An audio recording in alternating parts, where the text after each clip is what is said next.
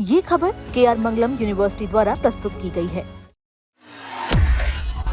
उत्तर प्रदेश में वृद्धावस्था पेंशन का लाभ लेने वाले लोगों के लिए नियमों में बड़ा बदलाव किया गया है। अब पेंशन के लिए आवेदन करते समय केवल आधार कार्ड के आधार पर उम्र साबित नहीं की जा सकेगी। राज्य सरकार ने जन्मतिथि के प्रमाण को लेकर नई व्यवस्था लागू की है, जिसके तहत आधार कार्ड को आयु प्रमाण के रूप में स्वीकार नहीं किया जाएगा। ऐसे में नए आवेदकों के साथ साथ कई मौजूदा लाभार्थियों को भी अपने दस्तावेजों का सत्यापन कराना होगा। नए नियम के अनुसार वृद्धावस्था पेंशन के लिए आवेदन करने वाले लोगों को जन्मतिथि साबित करने के लिए अन्य वैध दस्तावेज जमा करने होंगे। सरकार ने स्पष्ट कर दिया है कि आधार कार्ड अब केवल पहचान और पते का प्रमाण माना जाएगा, जबकि आयु सत्यापन के लिए अलग दस्तावेजों की आवश्यकता होगी। शासनादेश के तहत हाई स्कूल और इंटरमीडिएट के शैक्षणिक प्रमाण पत्रों को जन्मतिथि का प्राथमिक और सबसे वैध प्रमाण माना गया है।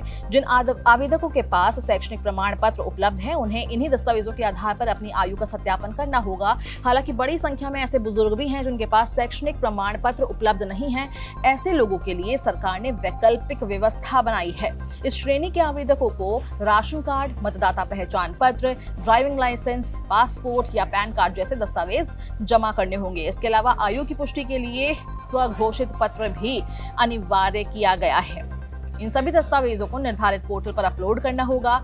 ये बदलाव केवल नए आवेदन करने वालों तक सीमित नहीं है। वर्ष 2024 और उसके बाद वृद्धावस्था पेंशन के लिए आवेदन करने वाले पात्र लाभार्थियों को भी नए नियमों के तहत दस्तावेजों का सत्यापन करना अनिवार्य है।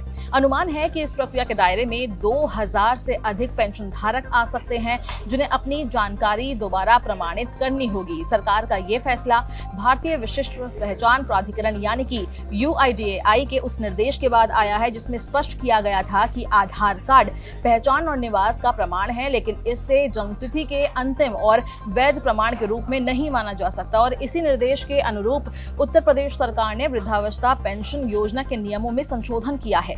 गौतम बुद्ध नगर प्रशासन के अनुसार नई व्यवस्था को तत्काल प्रभाव से लागू करने के निर्देश दिए जा रहे हैं और समाज कल्याण विभाग और तहसील स्तर के अधिकारियों को भी इस संबंध में आवश्यक कार्रवाई करने को कहा गया है, ताकि आवेदन प्रक्रिया में किसी प्रकार की भ्रम की स्थिति न बने। अधिकारियों का कहना है कि इस बदलाव का उद्देश्य पेंशन प्रक्रिया को और पारदर्शी बनाना और नियमों के दुरुपयोग की संभावनाओं को कम करना है।